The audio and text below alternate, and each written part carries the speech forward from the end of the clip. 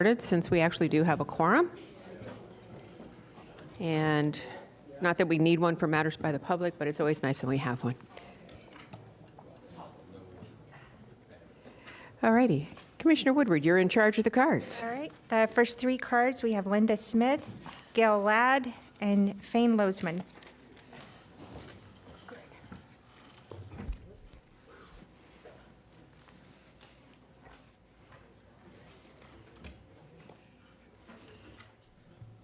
Okay. Linda Smith, Jupiter, Florida, Sierra Club. First, I was going to congratulate the county attorney on retirement, but oh, I can. You are here. I'm sorry. There wasn't anybody here a minute ago. So, I apologize. I hope you will join me on this side of the dais on critical legal issues or otherwise in the future. I know that's a wish and a prayer. Come on. Second, just a comment on considering gas stations in the Western community in rural areas. You know, I live in Jupiter, I tell you every month. I drive by 5 or 6 gas stations on my way to I-95. I do not buy gas in Jupiter. It's too expensive. I know that's kind of a different issue, but it's not inconvenient for me to, on my way to something else, to get gas. And I don't believe people go to gas station convenience stores to gossip. They're not sitting on the porch in rocking chairs. People move out west to get away from it all, and please try to respect that. Next, revisiting 2025 Senate Bill 180 emergencies. This is a bad bill for local governments. Another preemption bill from the state. And this one is unconstitutional on many points. Check out the Friends of Florida analysis of the 2025 Senate Bill 180. I actually have a copy here if anybody wants it. Last month, Martin County considered a resolution to join other counties and municipalities to participate in a lawsuit. I have a copy of that as well. Unfortunately, Martin County commissioners were worried about ostracizing the legislature. They wanted to wait until more counties joined the first couple. They said they would ask the legislature for a glitch bill. After the meeting, I emailed questions like, do you think Senate Bill 180 is unconstitutional? Does it harm Martin County's ability to make decisions in the best interest of its constituents? And are lawsuits a strategy for receiving relief from harm? Of course, if a satisfactory glitch amendment is pursued and passed this legislative session, the lawsuit would be dropped. I also have a letter where 41 organizations have signed a letter calling for the repeal of Senate Bill 180. My ask for the Palm Beach County Commission today is to pass a resolution, but my expectations on this are a little low. And in spite of that, I would ask for you to ask for a glitch bill and push for it when you are at the legislative delegation, Palm Beach County Legislative Day. Apologize. I know for a fact I've sat through discussions about Senate Bill 180 in these chambers. It's confusing and it's tied your hands. And last, the problem isn't Palm Beach running out of landfill space. The problem is we have too much waste. Please doge our waste stream. And I will see you guys all tomorrow. Thank you. Good afternoon. I'm Gail Ladd in Jupiter, Florida. I just want to bring you something from Kay Gates. I don't know if you remember the name, but she's been a wonderful Loxahatchee group from Sierra Club supporter for many years, and I know she was here. And what she wanted me to ask or remind you of was Milani Park. And so we haven't heard much, and hopefully that's all good news. But we really enthusiastically still support the ongoing development of Milani Park for the general public's access to the beach. And we also welcome any commissioner to speak with us on this subject if there's any questions.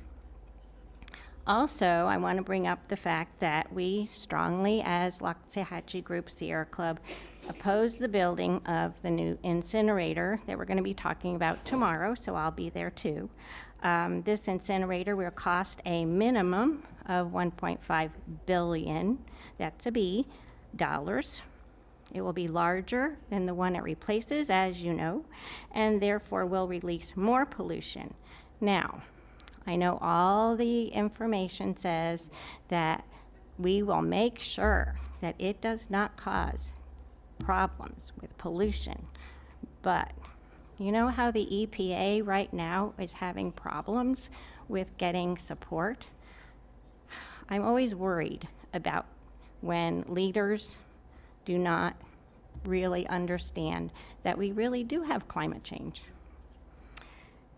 So there are possible toxic gases that escape that leaves behind more hazardous toxic ash that needs to be disposed of. Where? In landfills.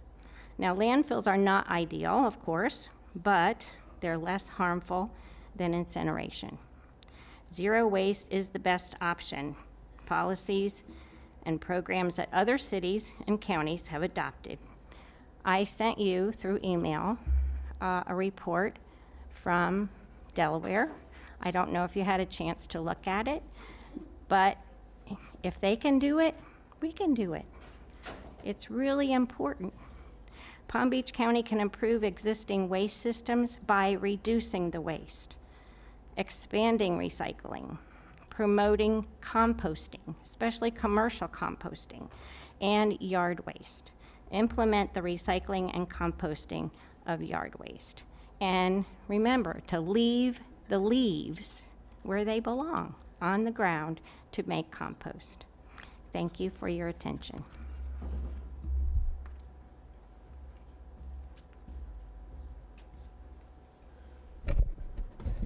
Good afternoon, Thane Lozman. This marks the 20th anniversary of Hurricane Wilma. Hurricane Wilma is why I came up here. The floating home marinas in North Bay Village, which is between Miami and Miami Beach, were destroyed. There were the few floating homes left, and 2 of them were mine. So I went to the nearest marina that would take a floating home, Riviera Beach, and the rest, as you know, is history. With FEMA being pretty much dissolved under the Trump administration, there needs to be a plan to deal with that lack of funding. There also needs to be a plan from where I come from to deal with the marine disaster that's part of a hurricane. And what we learned in Wilma, and what I also saw what went on in Hurricane Ian, because I have on the side, I do marine salvage, basically refloating sunken boats after major disasters, where there wasn't a plan. The plan was you had hundreds, if not thousands, of boats that would just lay around, cause pollution because there was some battles between the state and Prudential Insurance, where Prudential is the main carrier for vessels, and they wanted one vendor to pull out all the boats, and they didn't care if it sat around there for a month or 2 months or 3 months until their people got to it. So I told Governor DeSantis, and at least for Ian, he put this policy in effect. After a few days, if the vendor of choice doesn't remove an insured vessel, anybody can remove it and just bill the insurance company.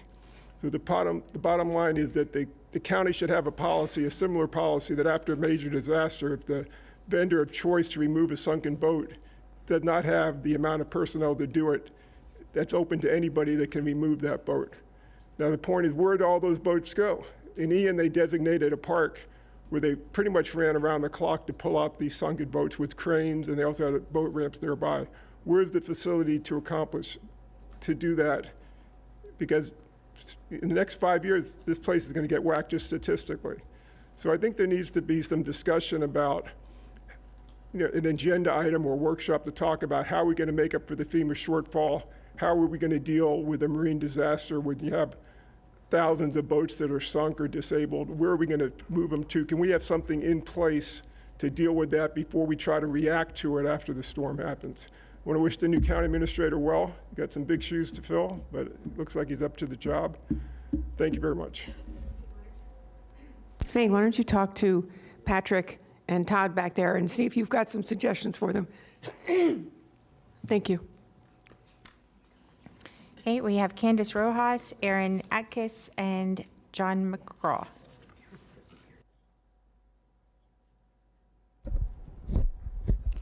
I'm an Aaron Actis. I don't think Candace and John are going to make it today. May I go? Okay, thank you. My name is Aaron Actis. I'm a Jupiter resident. The month has flown by, and I and I won't be here to discuss the behaviors of the council member Ferguson who callously condemned a dead person, Charlie Kirk, from the diocese several weeks ago. This sort of decorum violation and anti-sensitivity promotion is an example of the behaviors that the election integrity grassroots is accustomed to seeing.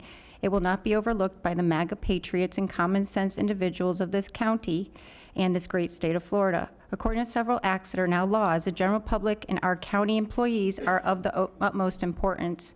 H.R. 946, the Plain Writing Act of 2010, aims to improve government communication by requiring federal agencies to use clear and concise language with the public can easily understand. The Plain Writing Act of 2010 was signed into law by President Barack Obama on October 13, 2010. The No Fear Act of 2020, officially known as the Notification of Federal Employees Anti-Discrimination and Retaliation Act of 2002, aims to reduce workplace discrimination among the federal government by holding agencies accountable for violations of federal anti-discrimination laws and whistleblower protection.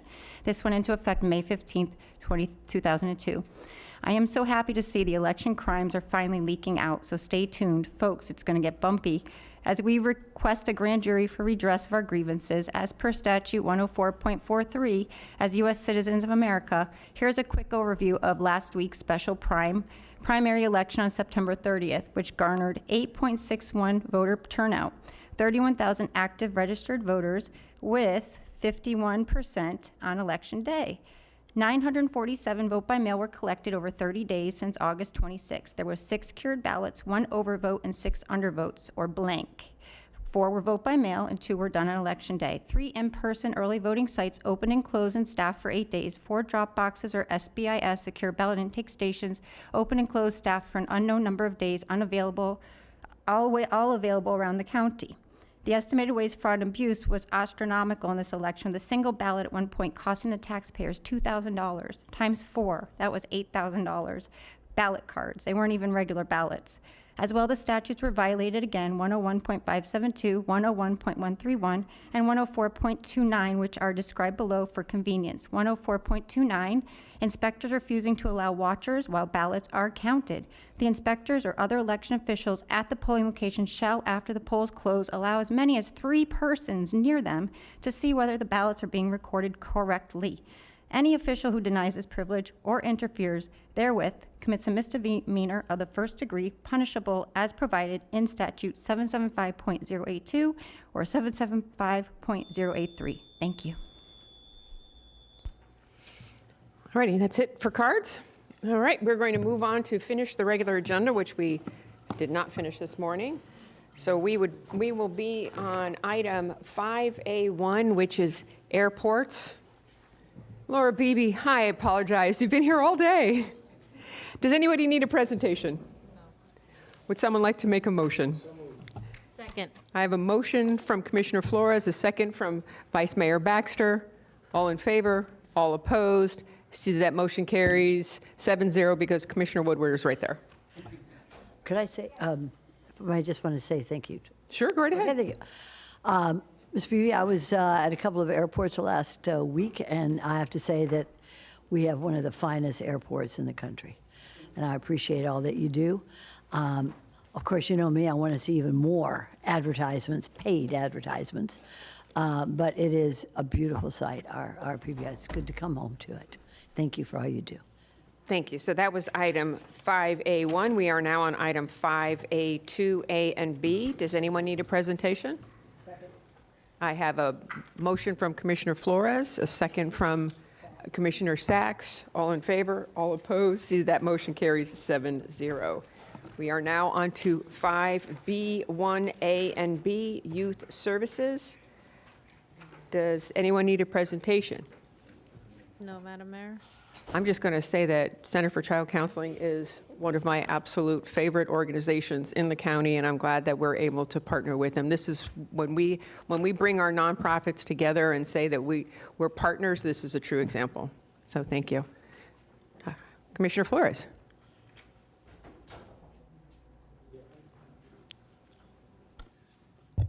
Come on and have a seat. Hold on, where are my notes? This is B1A and B, 5B1A and B, Youth Services. All right.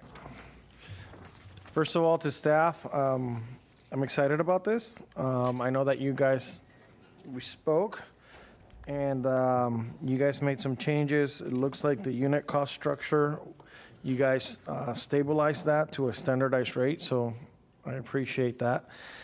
So I have just a brief statement I want to read.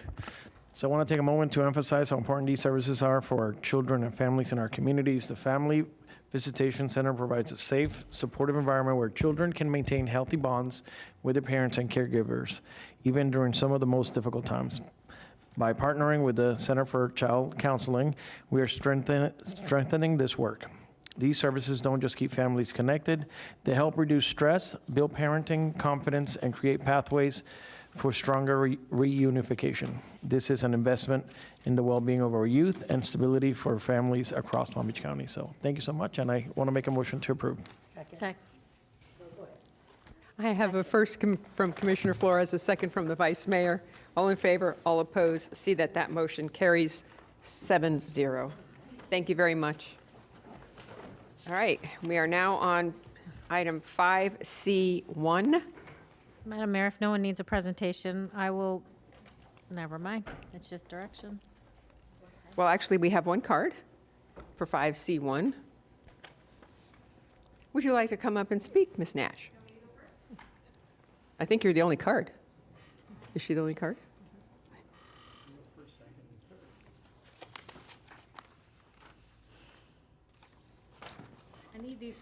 I need these for reading, not for anything else.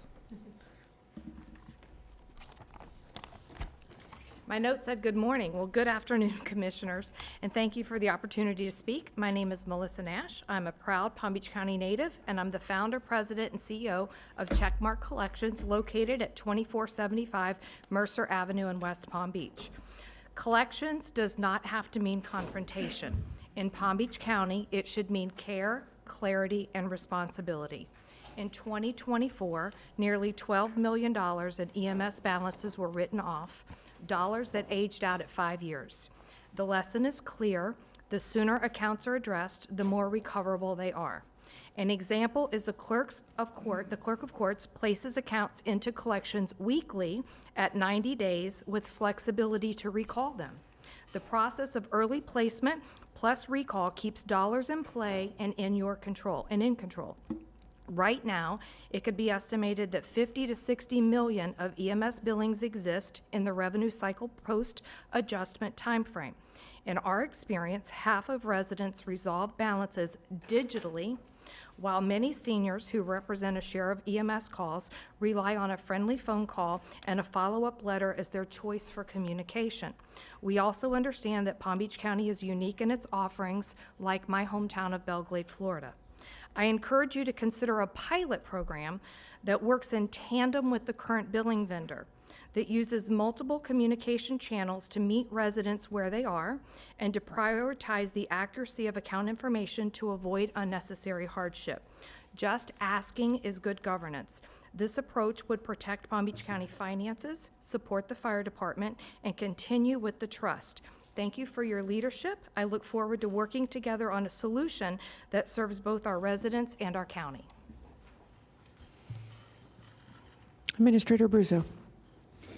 Thank you, Madam Mayor. In full disclosure, when I was clerk, Melissa Nash Andrews was one of our vendors, and she did have a contract when I became clerk, but it was a extremely small portion of the collection agencies, and collection agencies are generally national firms.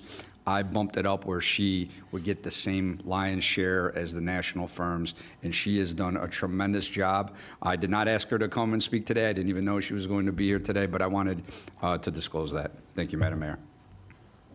Thank you. And I believe, Vice Mayor, you were in the process of making a motion? Well, we had some discussion about this yesterday, and because there's really no motion for this, it's basically direction that we're giving you. I did have some thoughts. There's a lot of money that seems to be getting unpaid from transportation. Is that correct, Chief? That's correct. And your time's up. Just That is correct. I didn't know it was going to be that easy. Yes, Exact figure, Lauren will share, but yes, there's a significant amount of money that we're writing off every year. And I believe this is $12 million for this year that we're looking at right now, which is 20, Yes, so it's going to be 22% of our gross billings, and it's $12.1 million is what we're looking for. Now, I don't think us as a county, being responsible taxpayer dollars, should leave all that money on the table for sure. But I do think there should be a balance to this. Not every situation is different. People come from different backgrounds, different things going on. I mean, people who have Medicaid, generally speaking, are already in a very poor financial situation as it is. And I believe it's $19,000 that we're saying Medicaid hasn't paid. Is that the number? Let me Commissioner, yes, it's, the Medicaid line was 19,100 and something, if I'm not wrong. We did have discussions last night after our meeting, and we are able to write that stuff off, and there's a way to do payment plans and write off to some of those uncollectibles. I guess what I'm saying is I'd like to see us ease into this and try to get people who are the self-pay who just either really are not trying or trying to, but the Medicaid ones and the rest, those are where I'm having pause. Like, are we gonna also go after them if there's $20 not paid on an individual basis? Is that what we're suggesting? so we're just looking for direction to see if this is going to be the continued practice. I think we can work with the county attorney to make sure that we develop a policy, as Deputy Nadler had mentioned, to look at how we can address those issues. And we understand that there's going to be significant stories within that $12 million, and we understand that. But just to leave it on the table, that's where we're looking for direction of which way do we go from here. And maybe we one day will, I think, get there going after all of it. But I would like to see us to maybe start with just a certain portion of this, maybe that self-pay.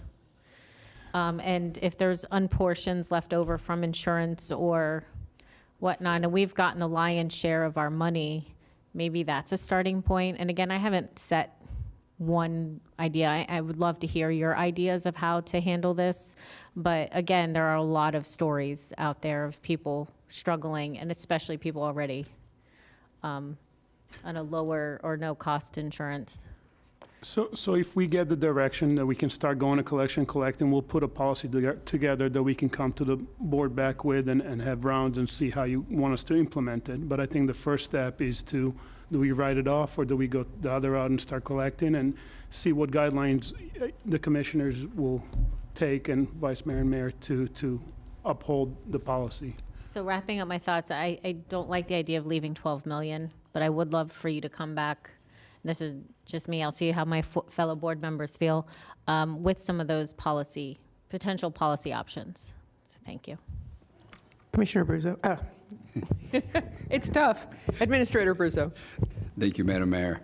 I appreciate the dialogue. The reason I actually asked for this to be placed for discussion, because it was relayed to me through fire rescue and the deputy administrator that this $12 million of billing. And I believe there's a presentation, but what it boils down to, in 1998, the board made a decision to write this off, which was a very low cost at the time. It has now ballooned, as you just heard, to actually over $12 million, and we only see that going up. So as administrator, I was put in front of me, do we collect this money or not? I really want to get clear direction from you all as we go down this, and that's exactly the premise that we're here today, Commissioner. Thank you. Commissioner Powell?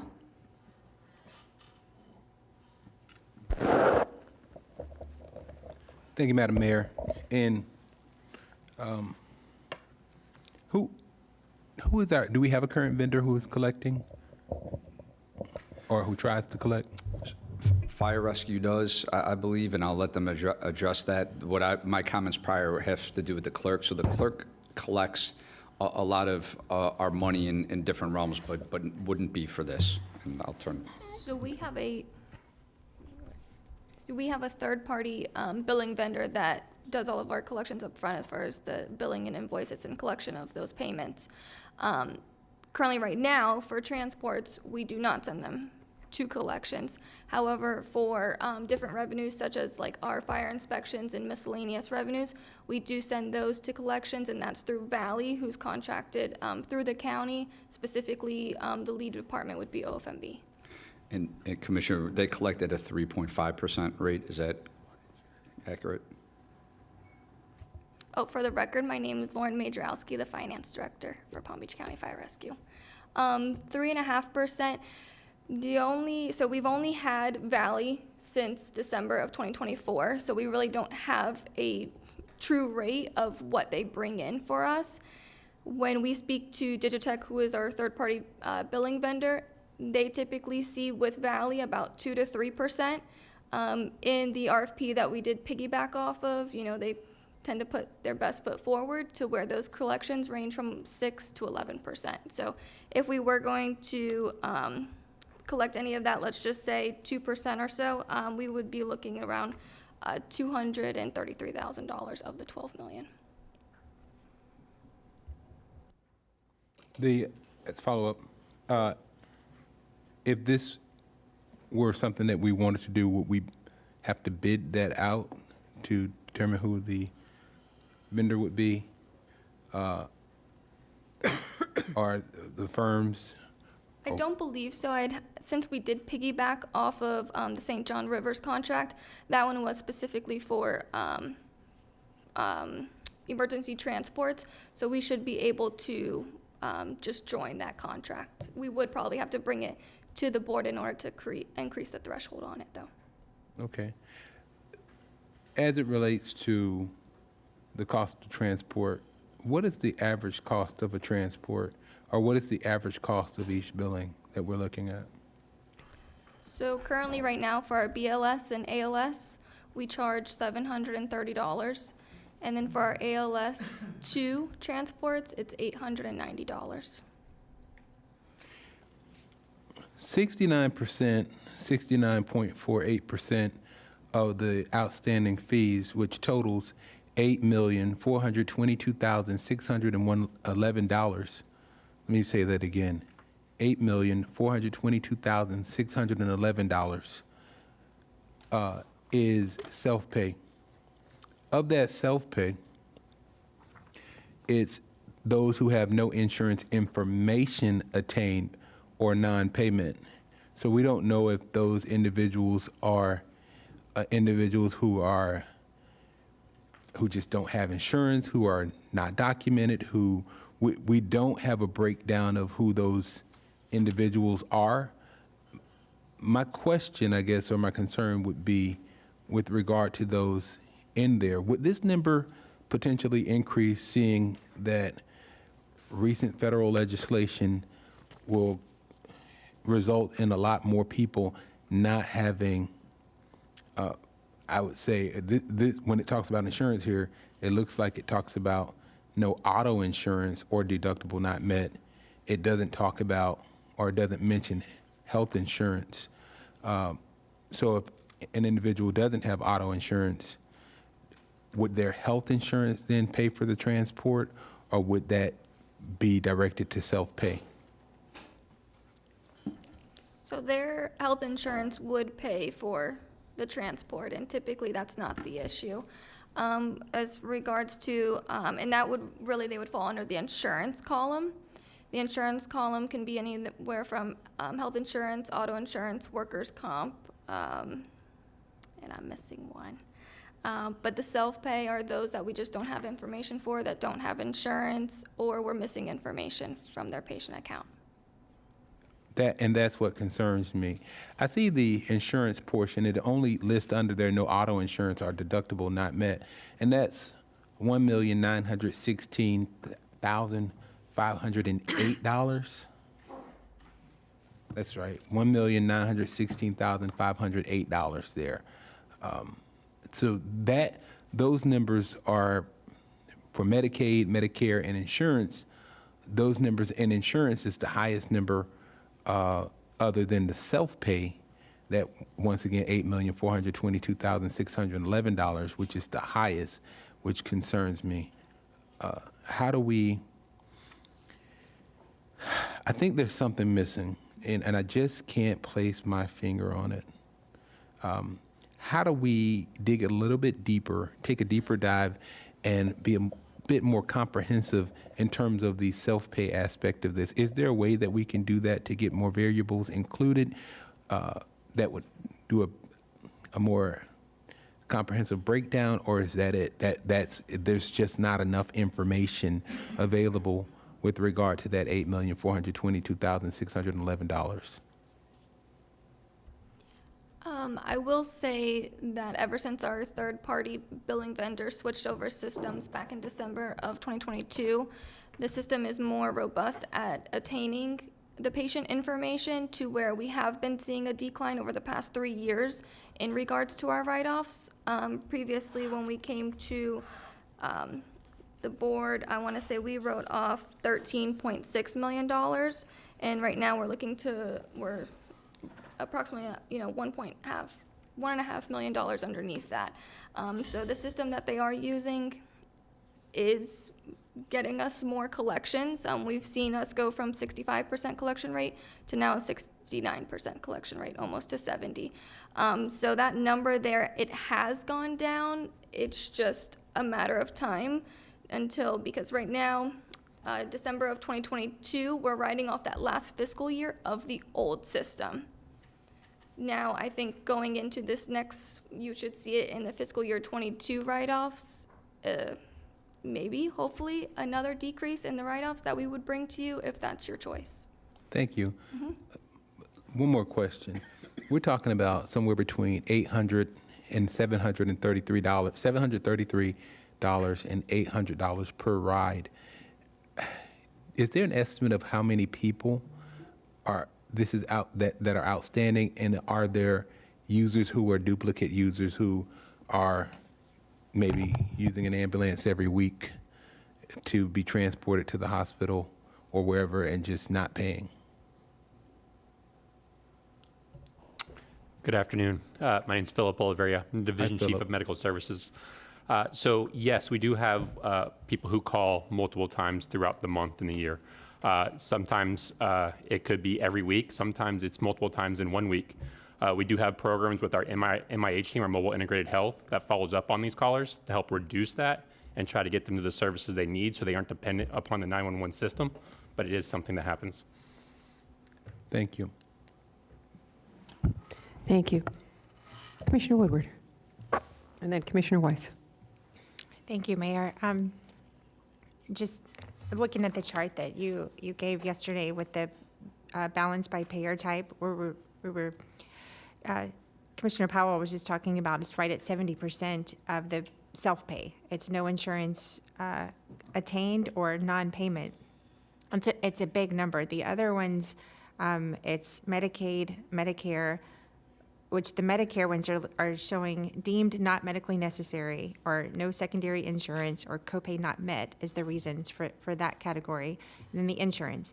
But to go back on the first one and to kind of expound on the question on how many, I was just doing some rough math, and if it's 730 to 890, we're probably talking about 10,000 transports under the self-pay category, which is almost 30 transports a day for a year that we did not get information for insurance. We and how many of these are repeat users of the system? How many, this is something, hopefully this has gotten better. I know these numbers are from 2021, or we have a new system now that's supposed to get better. But as far as those are concerned, I do think it would behoove us to try to collect from these, just because we actually don't know who they are. We know the Medicaid patients, we can see the Medicare patients, and that's something that they kind of need to take. Are they using emergency transport when they should not? That's a separate question. But as far as this other, that's $8.4 million, and we kind of, it would be better for us to know our customers, right? And apparently we don't know them at all. And I get some of these, we're transporting, some of this could be potentially a car accident where maybe the person's unconscious. I understand there's going to be some of this where getting that information is very difficult, but I would not think it's the large majority of people we're transporting are unconscious and can't give us this information. We're taking them to a hospital. I'm assuming that's going to get that information from them. Are the hospitals not cooperating with us to get this information? Or are they just across the board not sharing who they are? I mean, we're talking 10,000. And Commissioner, I'm definitely looking into this, and we're going to have a discussion after that if we're taking bad information or we're giving false information. So we will take this as a line item to go look at how come the information does not correlate to the people, so we can start looking deeply into what's going on with the information that's gathered on the scene. And I'm not sure, but it's one of the takeaways that I wrote down to take away from here, to look why we're missing some of that information. Because I mean, I don't know how collections agencies, do their job, but if we don't even have any of this type of information, how successful are collection agencies going to be without us actually doing this? And are we doing this now? Are we doing much better when we transport patients? Are we collecting this now, or at least getting it from the hospital? If we have to hand them off, do we have a partnership with the hospital? Will then share us that information so that we have it? Commissioner, yes, we do. Our Director of Planning, Joe Gregory, just reminded me that they do have a relationship with the hospitals. So Digitech is our system that we're using now, and they do reach out to them, and they do have a partnership. To answer your question exactly in terms of how many of them that we don't have names for or addresses or whatnot, we'll do a deeper dive like Mr. Nadler just mentioned. Okay, well, that will be part of my board direction on this, is moving forward, that self-pay category that is showing, no information attained. I mean, we've got to do so much better on that. Also, to address the question about, are these repeaters, are they calling every week? Or does it seem like we know who we're transporting very well, or at least we didn't in 2021? And I would like to know that we are for sure doing better with that. And, yes, we do need to do collections, but is it because we were not doing collections, we didn't bother to collect this information because it was just going to be a write-off? Or how did we get to this point from 1998 till now?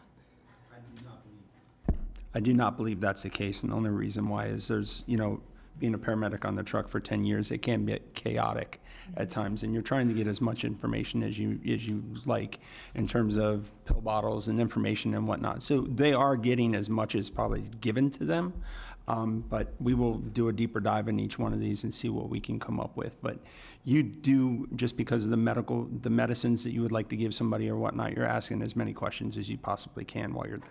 That's why I do think that the partnership with the hospitals would give us more of this, because the guys on the truck or the gals on the truck, they're doing certain parts of their job, and getting this information, that happens in the hospital. Like the hospital, because they have the patient for longer, they have a much better opportunity to get all of this. And I would like to know that they are our partners. If we're bringing them patients, that, in exchange, give us the information for who we just transported. So. Commissioner, if I may, just doing a dive, and each one of us kind of went in different directions to see what other departments are doing. I can tell you that our collection rate where we're at right now is higher than some. And that is the one thing that I'm proud of, that it looks like they are coding them correctly. So, and Digitech has made an improvement since then, so. When did Digitech start? When did we start with them?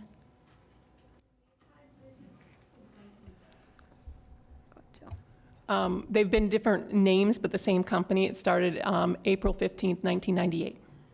But they've updated their system a few different times to get better information. And then they started their partnership with the hospitals, I can't remember what year, but several years ago, where they get information after the patient's admitted and getting the information back. So it's the same company we've been using this whole time, but you're telling me it is better now? Or? We had a different company at the very beginning, and then in April 15th, 1998, it's been the same company. It's kind of changed names, and they've progressed in better service and that stuff. So it has been bought and sold over the years. So we do have the same company, but they made their improvements. You said in 2022, I believe, correct? 2022, what happened? They made improvements in their system in terms of, we started to see their collection rates getting better at that point. Is that Because of something you can information show us? gathering Is and that- collaboration. And that's something you can show us to prove that they've improved since 2022? Because this is not very exciting, these numbers.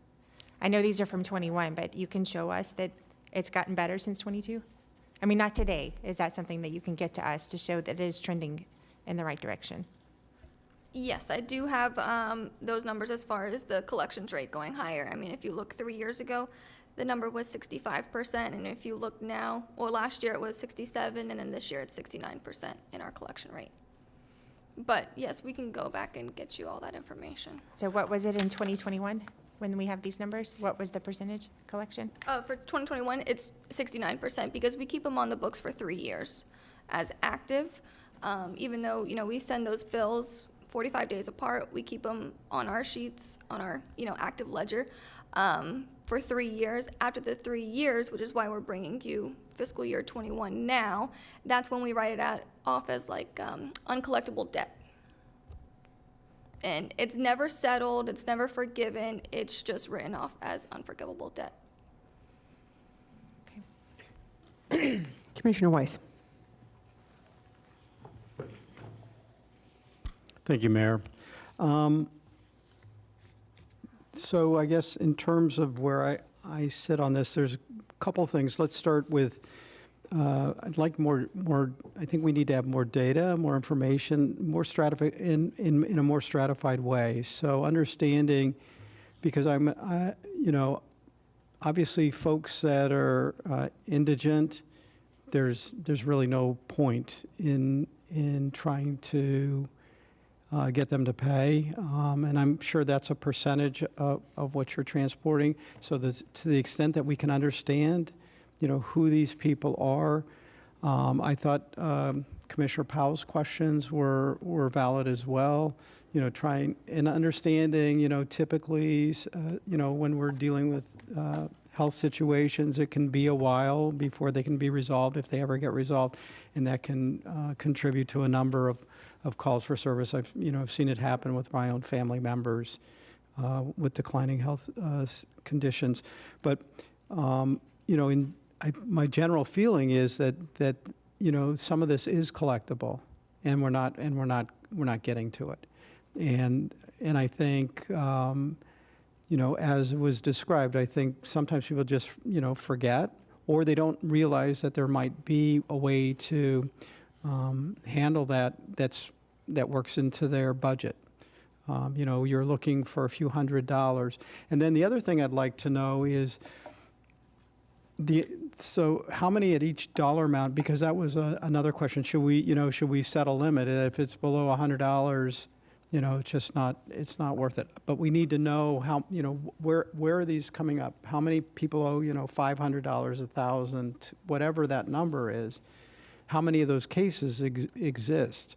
And it might help us be able to help, as you're developing your policy, but to look at that policy and say, does this make sense? Because again, when people are really struggling, to then just burden them, and as we know, I mean, there is putting pressure on, and I'm not saying that the collections people are going to put pressure on them, but when people are under pressure, their health declines as well, and it could exacerbate their underlying health conditions if they have heart condition. I don't want to get into details because you all understand what I'm saying. But so I think more information to understand who these folks are, and then to the extent that, as was said, I mean, not having all that information as to how to contact them and so forth. And then one other question, do people have to pay with a check? Can they pay with credit cards? And if somebody were to set up a payment system, how does that work? So we do offer a payment plan for patients, that seem to be in financial hardship. This all goes through Digitech, our billing vendor, and they are able to pay by check, credit card, all of the above. Okay, and how does the payment system work? So the payment system, once they contact Digitech, they can set up the amount that they're able to pay. And basically, they would keep getting an invoice on a monthly basis until that balance is paid in full. So it can Are be they $10. charged interest on that? No interest. Right. Thank you. Commissioner Flores. Thank you. So where I stand on this is that we should operate as a business. I think if there's money that's outstanding, we should have every right to go after it. However, where I think, because we are government, where we should be different is in providing pathways to provide relief for families that can't afford. So if we decide to go and collect, there should be a path B where they can object or they can state their case before someone, a committee, or for relief, rather than, writing this off every 5 years. There should be a process for which that they can apply and make their case. I fell in hard times, I don't have income, I'm on a fixed income, and then some sort of board or some sort of process where we can make that determination to, you know what, this person, we're going to waive the fee. But we should overall go after some of these fees. I mean, this is almost $13 million that we are losing every single year. And I don't know if it's to some of the points of Commissioner Woodward, if it's just administrative issues, efficiencies that we need to look at correcting. But we should provide some pathway to object and relief for some of our residents if they can't afford to pay the difference. So I don't know what that looks like, but I do believe that we should collect as much as possible, but also provide a pathway for relief. Thank you. Commissioner Sachs. I'm sure we're not the only county that has this. So how do the other counties in their EMS fire rescue handle this? So we polled cities and counties. I know Miami-Dade, they do collections. And Broward, because of them being more contracted with different cities, they have different policies for each city that they serve. Well, I think, as my colleagues have stated, this is money due to the taxpayers. In whatever way we can see to collect, we should. There are other ways, when people can't afford to pay for anything, there are legal means for them to have it taken care of, erased. If they don't have the money, they don't have the money. And we certainly can't charge them with a crime or anything. So I think that we should do our best as a business to collect the monies that are due to us. And it's a little bit shocking, as one of my colleagues said, that it's gotten this far, but let's go ahead and remediate it, see what we can do to collect. And those that can't, then we're not the only agency in the state that looks for money, and there's none there. They go into a certain pocket, and when they get the money, they can pay. But in the meantime, let's take care of our taxpayers, and let's get the money. Collection agency is fine. I reviewed it yesterday with the fees and such. So, absolutely, I agree. Thank you. Before we go for round two, I'd like to ask a couple questions. One is, it sounds like, yes, there's a consensus here on the board that this is something we should be doing. I think there's more information that we need as to, do we have frequent flyers? Are there people taking 911 just so they get to the head of the line? And if that's what they're doing and then they're not paying, that's irresponsible, and that's costing our taxpayers dollars. So I think we need to find out, exactly who's using the service, which is open to everyone. It's 911. Call 911. That's what's going to show up. But I think we need to find out a better way to get the information. And remember, today is different. This is not, we're talking about collection, not billing, correct? Yes. Okay. So we have a billing process in place, but it stops at some point in time. Now we need to bring a collection company or whatever product in to collect when billing has now failed. or has not been able to collect, correct? Okay, that's the process. So I just want to make sure that from what you've heard here, and then I know Commissioner Powell has his lights on, so he probably has a couple more questions. There needs to be some sort of a menu of how the charges get collected and who's paying and who are we collecting from. And if you're a frequent flyer and you're not paying, there's something wrong with that whole process. So we do need more data, but I think what you can feel from the consensus of the board here is that we are leaving $12 million on the table, and that's taxpayer dollars that we're leaving on the table. So we do need to come up with a way to start to recoup some of those dollars, and hopefully more than 6%. Commissioner Powell. Thank you, Madam Mayor. And one thing I didn't bring up, and we may really want to consider this, as I indicated, under that particular section of self-pay, again, the $8,422,611, that there may need to be a breakdown. But one of the things we didn't consider is how many people who've gone to the hospital in an ambulance. Remember, when you were transporting these people, some of them are really, really sick, and some of them have gone on to the upper room, gone on to glory. That ride was their last ride. And we need to make sure that we're accounting for that, the percentage of those who have gone on, who've left this earth in that percentage, because that's a real portion as well. You can't collect those dollars. So. Mayor of State, yeah, sorry, but yes, you can. Well, if they don't have money and they left nothing, my mama used to say, nothing from nothing leaves nothing. So some people who use the ambulance don't have money, they're poor. And if they don't have insurance, then they don't have money. You can't leave a lien on an apartment. Maybe you can, I just haven't seen people do it. And I've never seen a hearse being followed by a U-Haul. So, those are things we may want to think about too. So I think your direction is that we still have questions, and you still have to come up with some answers and give us some more data. But yes, this is something we want to move forward with, but there has to be a really balanced equation on how we do it. Sound good? Okay. That's the direction you were looking for? Thank you. You're welcome. That's the direction we were looking for. Thank you. Thank you. All right, we now are going to be on our last regular agenda item, which was an addition. This is page 55, item 6A1. This is staff recommendations, looking for motions to appoint. We have 4 seats that have to be appointed to the Palm Tran Service Board, and we have 3 cards.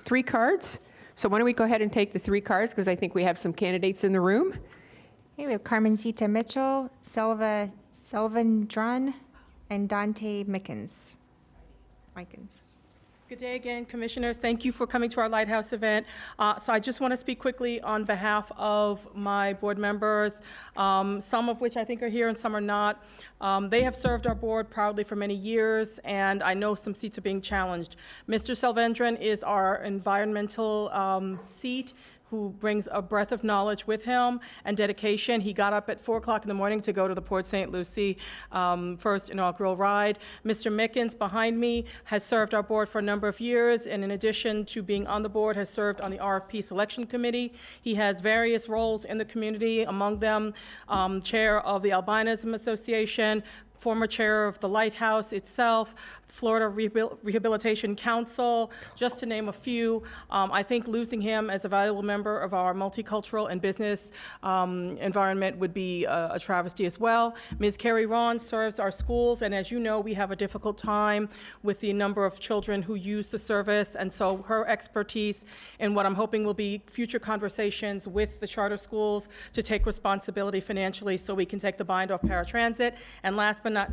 least, Ms. Tricia Hallison-Mishler herself, who is involved in government affairs.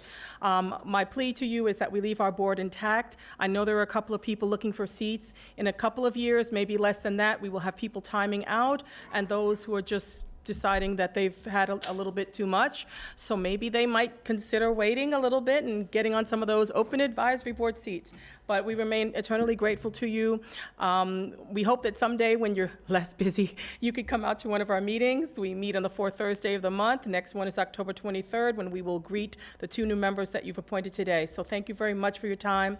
And I ask on behalf of the entire board and our Vice Chair, Mr. Joey Acevedo, that you please keep our board intact and keep the members that we have already. Thank you so much. Thank you.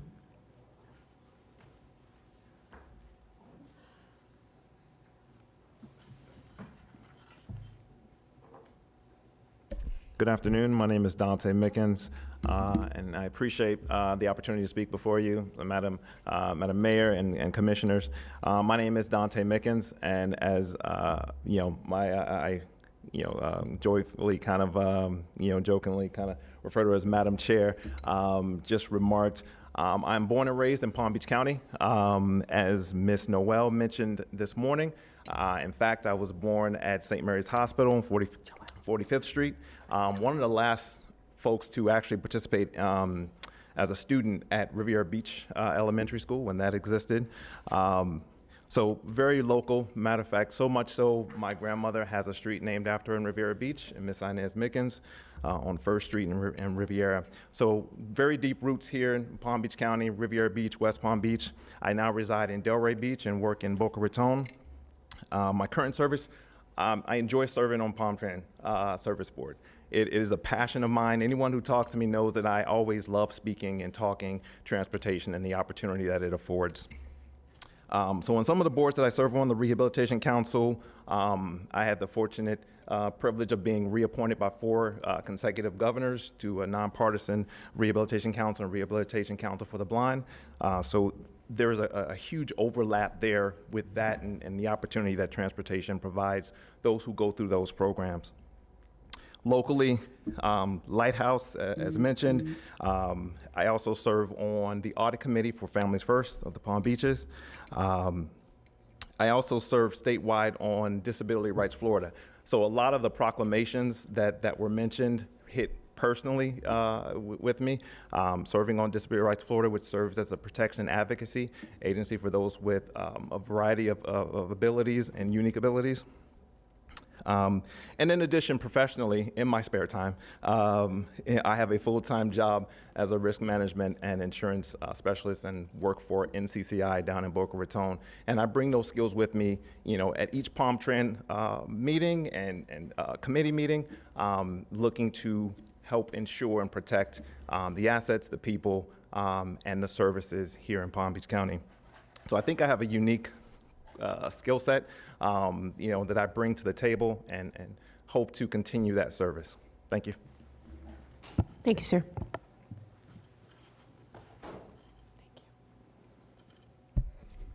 Good afternoon, Commissioners. My name is Selva Selvendran. I used to work for the Health Department, and when I worked for the Health Department, I used to come before the board when they had questions on health and environment and things like that. And I have been working on this transportation business for 30 odd years, and I worked together with the Palm Tran Board and also with the Tri-Rail when I was at the department, working towards reducing emissions and things like that. In my educational background, I hold a double postgraduate degrees, one in science and the other one is in environmental engineering. And professionally, I was also an advisory member of the FAU College of Engineering.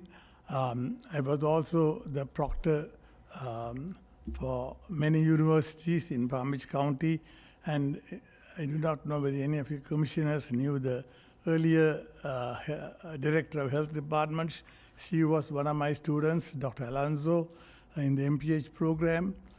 So also, if the commissioners know, in the 90s, we had a price of gas going up. So we were trying experiments with the county motor pool, trying to work out LP gas to put with our county vehicles to see whether it'll be lower cost.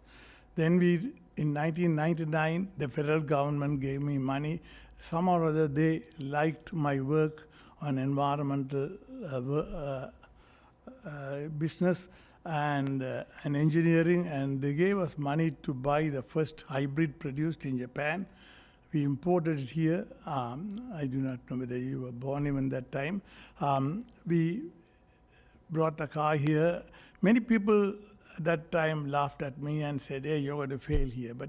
But then it succeeded. And the next meeting I went for, the Department of Environment Protection secretary came there and asked me to ride in the car. He liked it. He immediately ordered 200 Prius.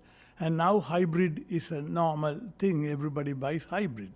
And then also when the electric cars came in, I got money from federal government to buy one. I bought for the department and ran it here. And I showed them the flaws and things like that. And now many people drive electric cars. Apart from that, I have also been working with the Palm Tran board on many affairs on environmental business. And the earlier director, before Mr. Forbes, had asked me to appoint somebody, and I appointed one of my employees to be in their board. And when I retired, Thank you, sir. You gave a wonderful resume. Thank you. We appreciate that. Thank you. Todd, I have a couple questions. These may help you. Are there term limits on this board? As in, Yes. I know there's 3 years here, but do you get term limited out at any point in time? 3 terms is the maximum, 3 years each term. Okay, and so we have no people that are coming up for term limits this year? We think that we have one other seat that has a member of the Palm Tran Service Board that will be up later this year. But every seat has a specific category, is that correct? Every seat is assigned in the ordinance. It's encouraged that those be filled with those particular seats. Okay. Thank you. Commissioner Flores. Yeah, I actually submitted Manuel Rivera to seat 6, the representative with multicultural experience. He was here the majority of the morning. Unfortunately, he has a job and he had to step away. So I want to vouch for him. I think he's a person. And by the way, Mr. Mikens, I didn't know you before today, so I think your resume is impressive and everything, and thank you for the service that you've done. But I asked him to put his name forward. He's someone who's very involved in the community and someone who I would trust to be on this board. So I will make a motion for under item 6A, C, to move forward with Manny or Manuel Rivera. Okay. Well, I'm going to let Commissioner Powell go ahead and pipe in since his light is on, and then we'll do each seat. I think that's the best way to do it. In full disclosure, Madam Mayor, and I want to thank Selva Selvergen for speaking, as well as Dante Mickens. And I've known Mr. Mickens for a very long time. And every year that I've been in Tallahassee, from the time I was in the State House, through the State Senate, and even when my predecessor was in the State House, Mr. Mickens would take that trek to Tallahassee. He's done an excellent job. He continues to serve outside of his capacity. And I do, full disclosure, also know his grandmother very well and know many members of his family. His grandmother was a standard bearer in Riviera Beach, attended many of the city council meetings, and was very active in the Martin Luther King Coordinating Committee, the sickle cell, what was it called? Sickle Cell Foundation, and it's just a family who's been very active in this community. So I am going to substitute my good friend Commissioner Flores' motion. Oh, well, I'm nominating Dante. We'll take each seat at a time, and commissioners can choose who they would like to see. I think that would be the most accurate way to do this. Commissioner Sachs. Thank you so much. Manuel Rivera is someone who has personal, situation with Palm Tram because he has 2 children who are disabled and who use Palm Tram. And in full disclosure, I have a daughter, Jessica, who I mentioned earlier, who also rides Palm Tram. So I think that having personal experience of your child taking this mode of transportation gives you real empathy and interest and determination to make sure that it is a success. It is a success today, but that it continues to be a success. I'm a great believer in Palm Tram. So with that in mind, I highly recommend Mr. Rivera. Thank you. All right, so why don't we start with, it looks like 6A1A, which is seat 2, there is no race here. It is just Carrie Ron. Is that correct? That's correct. All right, so do I need a motion to confirm for just one person? I don't, right? I think you should because of the agenda. Okay. Do I have a motion to, okay. I got a motion from Commissioner Woodward. Do I have a second for, I have a second from Commissioner Weiss. All in favor for Carrie Ron on seat number 2? Aye. Aye. Anybody opposed? So that motion carries 7-0. We do have a contested race for seat number 3. We have Selva Selvandran and Sonia Presley. So anybody have any input here? Okay, why don't we do this? All those in favor of Selva, I'm not even going to try to pronounce your last name. I apologize. Selvandran? Selvandran. Okay. Say aye. Aye. Any opposed? See, that motion carries 7-0. Why don't we go to seat number D, which is citizen at large. We have no opponent in that race, so it is just Tricia Hallison Miskler. May I have a motion to approve? So moved. Second. I have a motion and a second. All in favor, all opposed. See, that motion carries 7-0. Now we're split on Dante Mickens and Judy Shanley. On Manuel Rivera. Why don't we do a roll call vote? You can tell us who you'd like. And may I have the clerk call the roll, please? Commissioner Flores?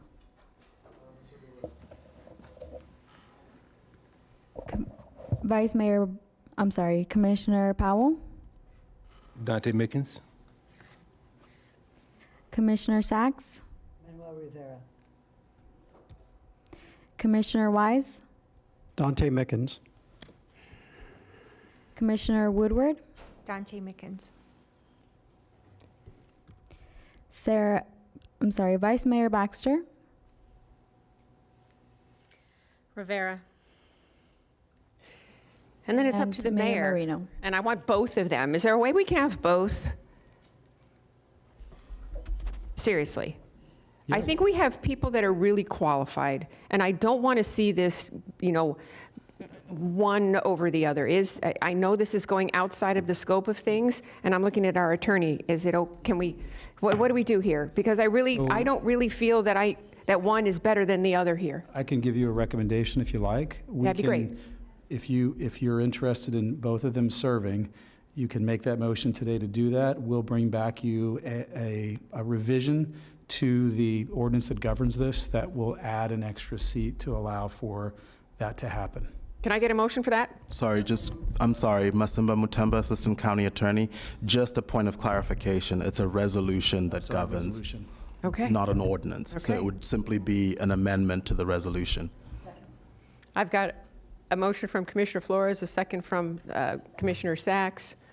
All in favor, all opposed. See, that motion carries 7-0. Okay, we'll do that. Thank you. You're welcome. And thank you for those that are continuing to serve, and we welcome new folks on this board. We know how important it is to the community. Thank you. All righty.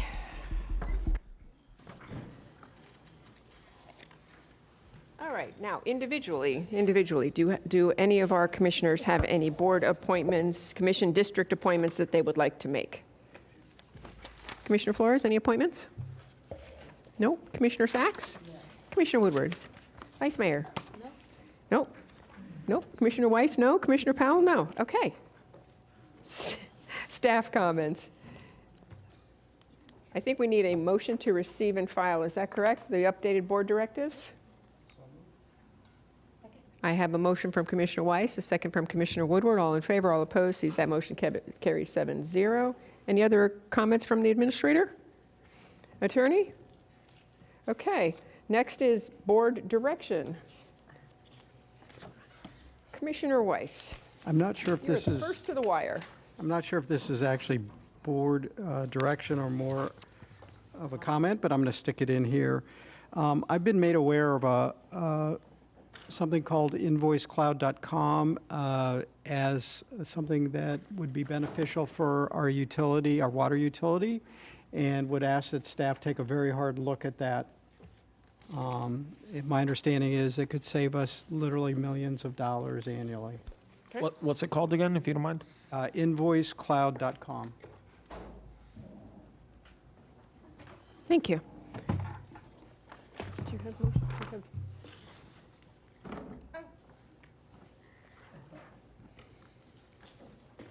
Yes, board direction from last week. As Commissioner Sacks was not present, the board elected to wait until she was here. And we have a letter for FDOT, which engineering has, I believe, continued to work on, for the mayor to send regarding moving up Atlantic Avenue road improvements. Any further discussion to be had? Go for it. Oh, thank you. Thanks, Madam Mayor. Yes, there are two items that I wish to bring up. But the first, with regard to what Commissioner Woodward said about Atlantic Avenue, it's a mess. However, I have to say that Florida Department of Transportation, and I have 5 members of that board that have been working with me, as well as members of my community, such as 441 and Atlantic. We're working together with them. I would say I've been out there about 8 times, working with the church, Our Lady Queen of Peace, which has been a mission for our immigrants who work in the agricultural fields on Lyons Road. And we're working together closely with them and the attorney for the Archdiocese. Now, I don't make all of this known because, one, I don't want to put our people from the Florida Department of Transportation on the spot, or do I want to put the attorneys who represent the Archdiocese of Palm Beach County, nor do I want to put any of the businesses there on the spot.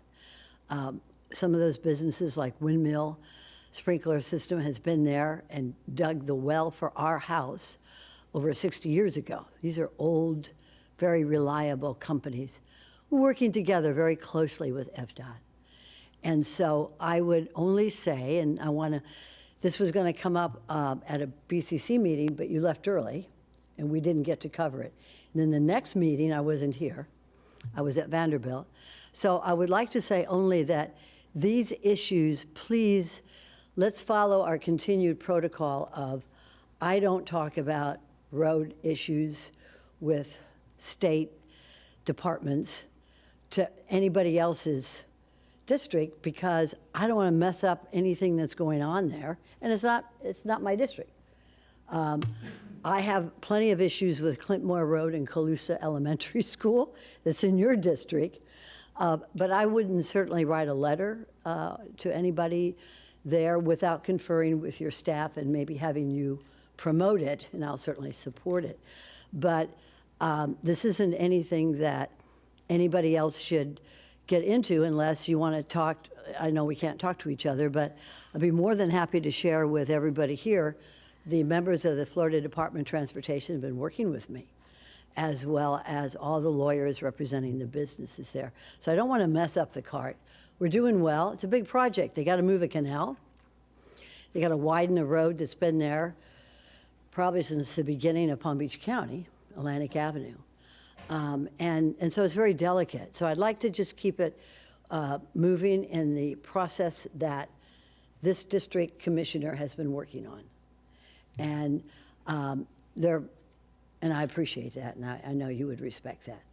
And the same thing with the second item, which is Bob Schulbaum. If I may bring that up now.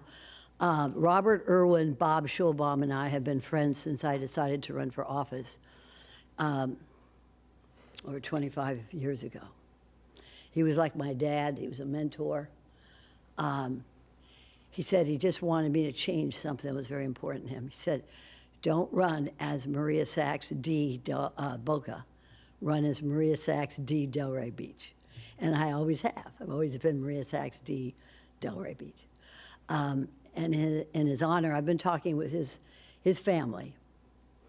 He took care of his wife until the day she died, and he has a wonderful partner. He had a wonderful partner before he passed.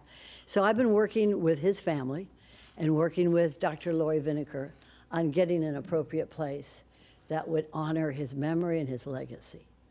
And so thank you for waiting until I was here. But I'm working on that with them. It takes a little time. They've just suffered the loss of, their family member who is an icon.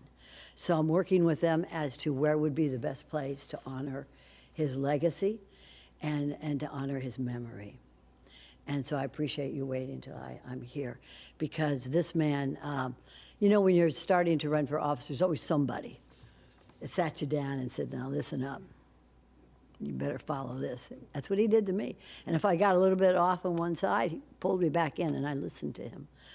So this is kind of important to me, and I appreciate you waiting, and thank you very much. So you're moving this forward? No, I'm working with them as to where it should be and what it should say. And I'll bring it up when they're ready, and hopefully they'll be here to join in me with that. Okay. Okay? Thank you very much. If I could clarify then, so are you requesting that we do not move forward with the Atlantic Avenue? Well, let me just say this. Protocol is, I don't say, Commissioner Bobby Powell, I got a road in your area that I want to write a letter about, Everybody has a protocol. This is we my both district. share Atlantic This is Avenue. my district, Atlantic. You talking about Atlantic and 441 or anything in District 5? Well, it continues into my district as well. Yeah, and so does Clintmore Road in Calusa, but I'm not going to mess with that. Please leave I hesitate, and I'm staying very calm, but I hesitate to have anybody write letters without talking to me about it to the FDOT, because we're working together beautifully, and we're making that as seamless as we can. Atlantic Avenue is one of the few places that goes from 441 directly to the beach. And if you want to talk about Atlantic Avenue in your district, I'm more than happy to talk to you about it. But when it comes to Atlantic Avenue in my district, I'm working, we got a work in progress here. And I don't want to frustrate or confuse the folks from FDOT. So yes, thank you for your interest. I wish we could talk together, because I've got a couple of areas in your district that affect mine, but I'm going to leave it alone. But right now, let's leave this section of Atlantic Avenue and District 5 to the district commissioner. I appreciate it. Thank you. Okay, well, with that, I don't see any point in moving that forward. But I would say to any of my fellow commissioners, if there's a shared roadway that any of us border with each other, please bring it to my attention as well, because this was brought to my attention. I did not seek it out. And anytime constituents reach out to me for something like this, this is the protocol. Because of sunshine, we have to discuss it in public. And I would hope that you don't take offense to trying to move something like this forward. You'd know it. Unfortunately, we can't. We're next to each. We're neighbors. Yes. We're neighbors in our offices, and we're neighbors, and all our roads affect each other. But so I couldn't talk to you about it. Mm-hmm. Some of the roads in your district we all affect each other. Yes, we do. But I do not want to, I want to keep with the protocol of this county commission, in that we stay in our districts. And it's good that you bring it up, and I'll talk to them some more about it, that maybe they're upsetting your district with the work that they're doing in my district. But until then, let's just give them some time. They're working on it, and we got a lot of moving parts on Atlantic Avenue and 441 and Lyons Road that we're working on. And a lot of lawyers and a lot of folks from the Department of Transportation. So, but thank you for your interest.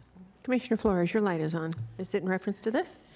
Yeah, I just wanted to chime in very briefly. I agree that this is the time to have discussion, but there's a distinction between giving direction and making comments and soliciting other people's comments. So I think maybe when we get into this area where we're sort of dealing with each other's districts, because that is going to happen a lot, by the way. Some of these roads don't just stop in our districts, they bleed. It might be more prudent for us to have the discussion first under the commissioner's comments, bring it up, and then we seek to jointly give direction. Just my 2 cents. Thank you. Anyone else? Okay. So anyone else have board direction? Yeah, this is board direction and board comment, and how they grow together is sort of a, we're still working through this because this is new for us. So it almost should be board comment, and then if direction grows out of it. But what we try to do is in advance, especially if it's something that is financial, we try to give advance notice of what we're going to discuss because of the financial impact of it. But in this instance, we just, having said that, though, if you read the letter is just asking them to move a little more quickly for Atlantic. It's not anything other than that. It's just a support for moving forward with the planned improvements and to advance the construction timeline. I don't see where that would be harmful for anybody. But may I respond? You absolutely Thank you, may. Mayor. Well, there are some issues in your district I may want to comment on, but I won't, out of respect. And those of us who served in the legislature, we know that there is a certain respect that you have for other commissioners for issues in their district. And unfortunately, because of sunshine, we're not able to discuss it. And I like what Commissioner Flores said. We can bring it up. But I hesitate to have someone, I would never write a letter to a state department that I deal with probably weekly, if not more, and I've been on site often, to say that some other commissioner is getting involved in that. Because then it's going to confuse, and once they get confused, then they get delayed. Then they got to have a committee to talk about it, and then we're delaying it some more. So I think that if we respect each other's districts, and I have to say that the money that we spent for our transportation plan is well spent. Because all of our highways go into each other's highways and cities and unincorporated areas. So I think that it's good that we have this transportation plan, because the idea is that it deals with the whole county as a whole and not district by district. So that's why we paid $1 million for this company to do it. And I think that if we let them do it, in the meantime, we respect each other's boundaries, and let's just move on. Because today is a somber day anyways, and I really am waiting for someone to bring that up at a certain point. But yeah, I think that it was well served. I respect Commissioner Woodward for waiting until I was here. And so we can move forward. Thank you. Commissioner Woodward? If I could, only because this is the only chance we have to discuss this, and I need to answer to the people that requested this, what would you be willing to state so that I can answer as to why this letter cannot move forward? Did you already send the letter? That's what I'm asking for, is Oh, to good. I'm send glad this you didn't letter. send the So letter. Good. I'm Have them asking. call me. No, I'll talk with anybody. My door is always open. I have a very vocal constituency, and when people come to me and complain about other areas, I try to respond by sending them to staff so that they go to the appropriate commissioner. But are you asking me to send my constituents to you for this answer? I can't Whatever answer. you want to do, I don't care. That'd be fine. Whatever you want to do. I just don't want to mess up with the FDOT. We're in a nice level playing field. And I want to continue that, and as I'm sure everybody else would too. But if anybody wants to talk to me, my door is always open. Okay, I see no more lights on for direction, and I think we're going to be figuring direction out in a different way in the future. But how about if we now go to board comments? So Commissioner Powell, any comments you'd like to share with us?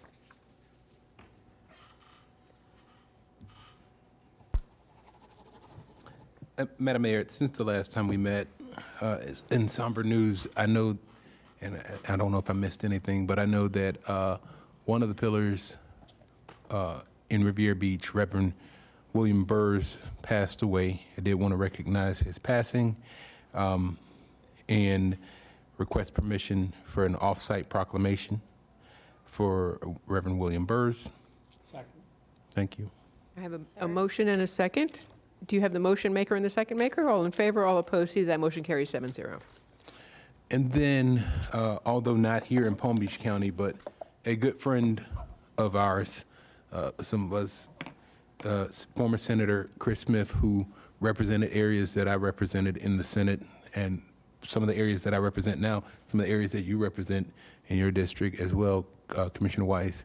He recently lost his wife, Desiree Smith, who was I believe, a city administrator for, I don't want to be wrong, Lauderhill Lakes recently, and they funeralized her, and I did want to just at least take a moment to acknowledge that, and if anybody does know Senator Chris Smith, to reach out to him, and in this very difficult time. With that, I don't believe I have any further comments off the top of my head, Madam Mayor. Thank you. Commissioner Weiss. Thank you, Mayor.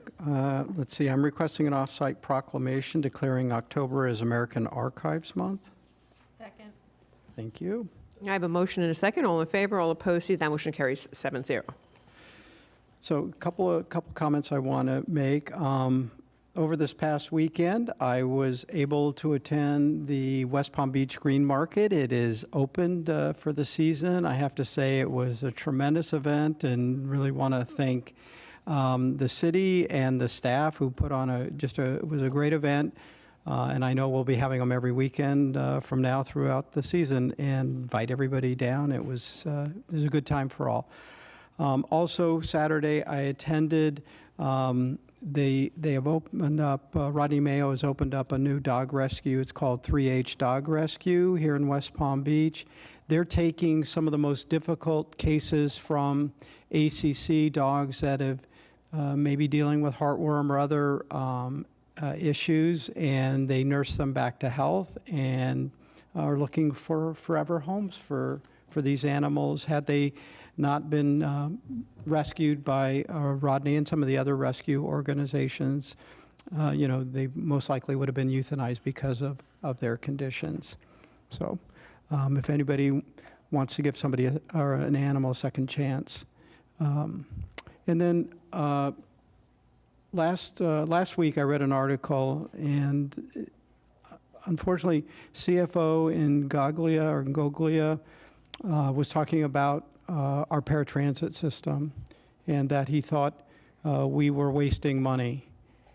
Today we honored people with disabilities with lots of different organizations, and this board has made it a priority that we have transportation for folks that can't provide it for themselves due to these challenges that they have in their lives, and that they're able to participate in society to the fullest, including on Sundays and holidays, which was something that this board provided for them. And I was really taken aback by that. I thought that, to me, it is not a waste of money. It's the right thing to do. People have had these challenges, many of them for their entire lives, and I think that's the least we can do, is help to provide the opportunity to participate. And then my last comment, today is October 7th.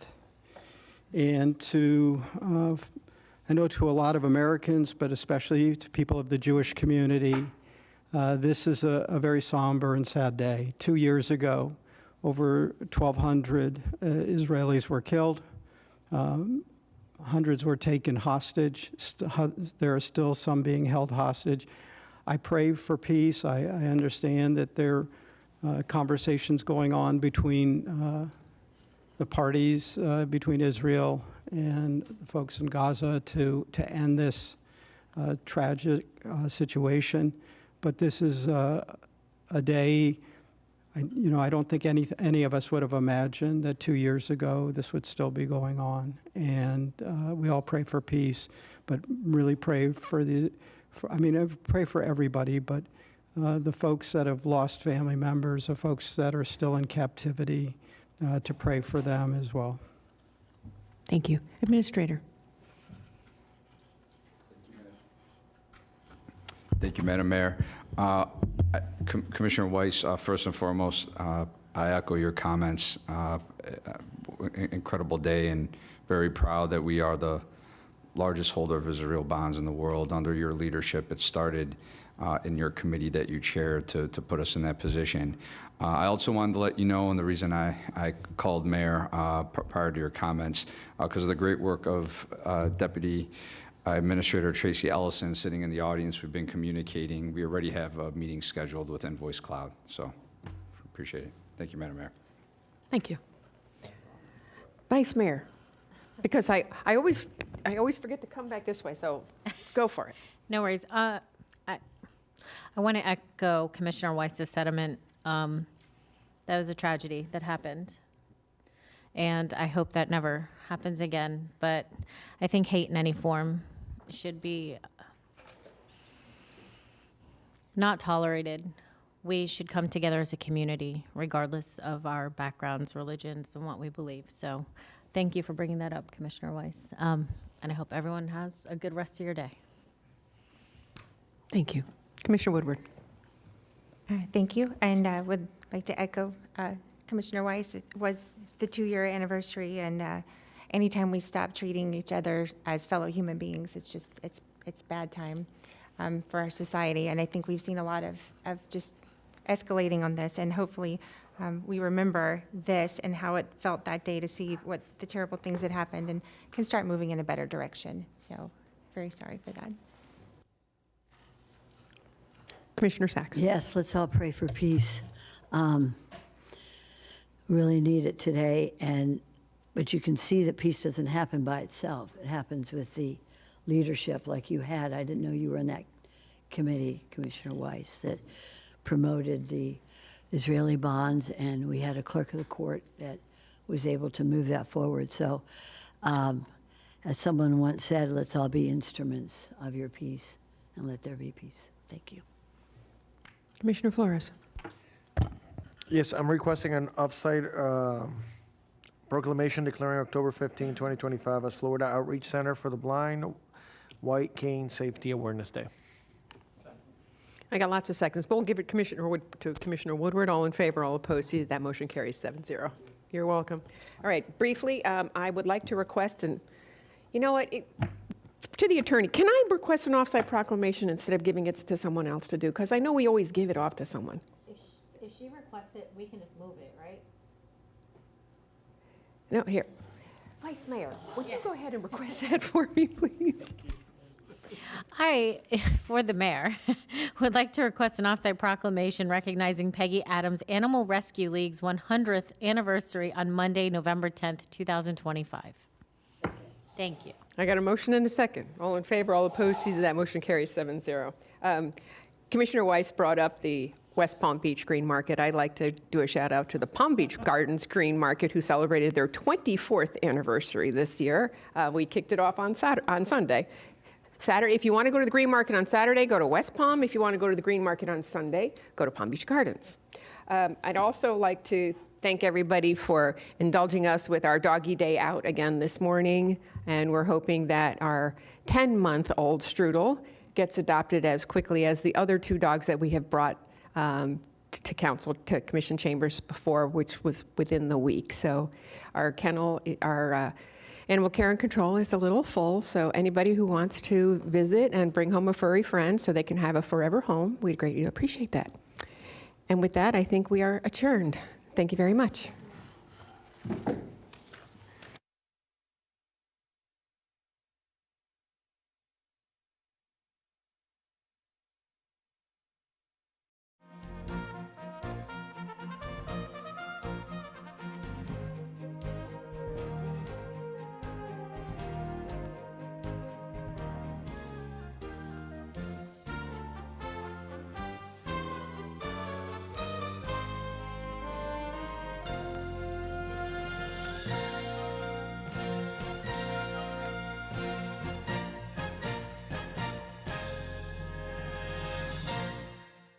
Palm Beach County needs your participation to remain a top recycler in the state of Florida. Our system only accepts certain items for recycling. Newspapers and inserts are one of them. These